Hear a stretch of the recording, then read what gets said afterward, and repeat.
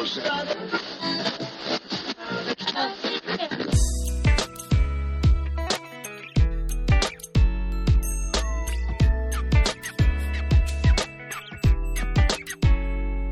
my name is Bill Rigot, and for this safety moment, I want to talk to you about having better meetings in a way that maximizes both production and safety. Impossible, you say? Well, let's find out. Several years ago, the Palo Verde nuclear power station in Arizona was placed on the NRC watch list following two significant challenges to their engineering systems that were important to safety. So this station is comprised of three large nuclear reactors way out in the desert near Phoenix. And when they're operating, they earn about $1.5 million per day per reactor. And the NRC shut them down for a long time until they could demonstrate that they could maintain their safety systems per their operating license. So they weren't earning a whole lot of money for a long period of time. So as normally happens in the nuclear industry, when something like this goes on, there's a change in management, and Arizona Power brought in a fellow by the name of Randy Eddington as the new Chief Nuclear Officer, or CNO as they call them. Randy had just come from much the same circumstances at a troubled plant with TVA in Tennessee. And Randy didn't make many changes, but one big one that he made was the way that Palo Verde did their meetings. And that's what we're going to talk about today. So I'll bet you that I know how you do meetings today. Well, because safety is really important to you, you start every meeting with a safety message, don't you? And that safety message may or may not have anything to do with risk-bearing activities that are going on in the company today. In fact, it might have to do with such mundane things like texting while driving or talking on a cell phone while driving. Things that we know are risky, but we do it anyway. But it probably has nothing to do with what you're doing today in your company that may have some impact on safety. So after the safety message, you might also have a value creation message, because value is important to your company too. But then the discussion shifts to the schedule. So what people actually hear in the meeting is safety, schedule, schedule, schedule, schedule, schedule. So the last thing they're thinking about when they leave to go to work is safety. And about the only thing they're thinking about is meeting the schedule and being productive. Well, Randy's model for meetings was pretty simple, and it revolved around 3 S's and 4 safeties.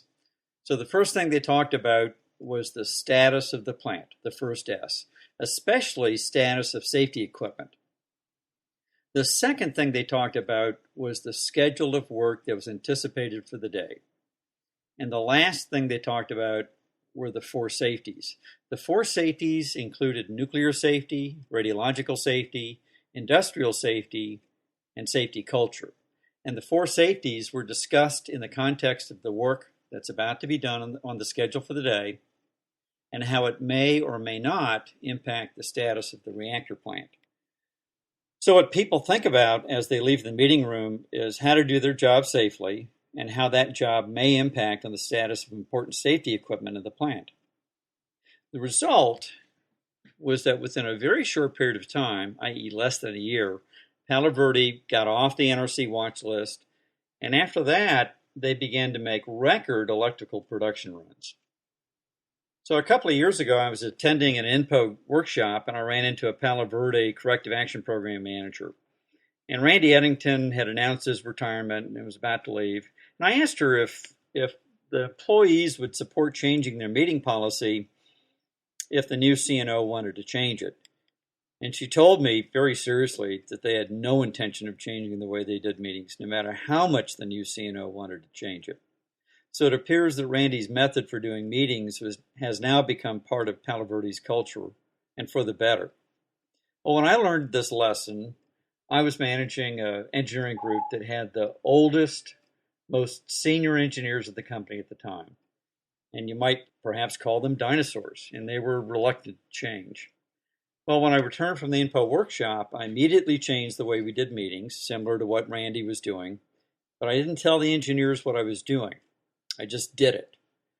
The result was that what these engineers were doing to support the nuclear safety posture of the several nuclear facilities that they supported actually became much more transparent.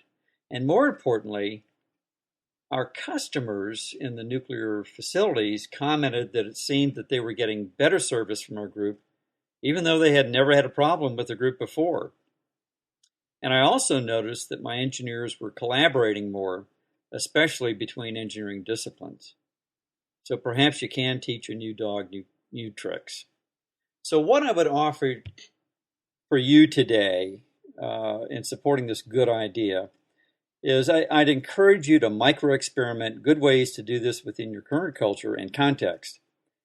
And I'll bet you that you'll be pleasantly surprised with what you come up with. Have a great day. That's your pre-accident safety moment. Thank you, Bill Rigot, for that. That was actually a great one for a couple of reasons. One is I really think Bill's onto something. I think when you start with safety, your intention is right. We lead with safety because it's the most important part of what we do. However, schedule becomes this really clear ringing bell at the end of the meeting, and you leave really driven by the fact that you either need to get things done faster, better, more efficiently, cheaper, or somehow sort of make the plan work. Ending with safety does launch you back into the workplace, especially at these plan of the day meetings we have all over the world, with a clear safety driver when you move out into the field. That's good. Thanks for your time as always. That's a pre-accident investigation safety moment. Learn something every single day. Have fun. And for goodness sakes, be safe.